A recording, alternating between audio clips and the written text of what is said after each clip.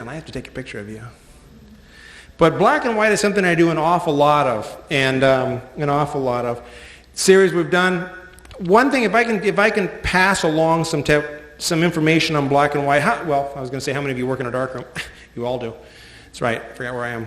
There's a thing on standardization in black and white, which will also be up on the bulletin board too. It's going to be posted. It's how we standardize our black and white with 3 different ISOs per every film that we have in black and white, and it's a way of changing the gamma structure of the film by roll film, not sheet film, but actually redesigning the contrast structure of the film.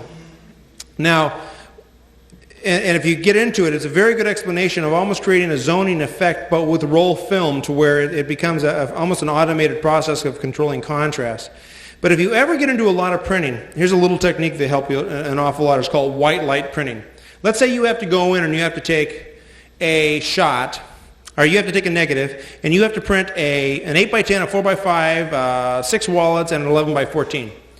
And what you'll do, and I used to watch this one printer in an old studio named Frankie walk in, and in 5 minutes he'd have all those knocked out on one negative, and I can never understand how he did it. And he taught me a thing one time finally that says, he's called it white light printing, and how it goes is a fairly simple technique.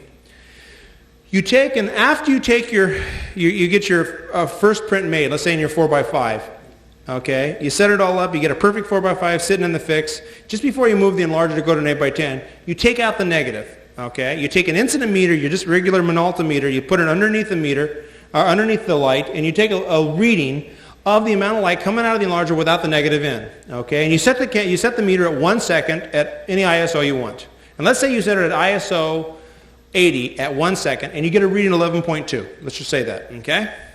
So it's all locked in. Now, you're going to put your negative back in, rack it back up to an 8x10 area, get it all sharp and in focus, everything's ready to go. But before you print or do a testing, what can you do?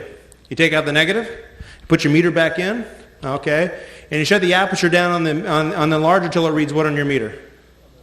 11.2. Do you need to do any testing? No. It'll match exactly that 4x5 that's in the fix. Okay, and you can drop it down to a wallet, do the same thing, type it to 11x14, do the same thing.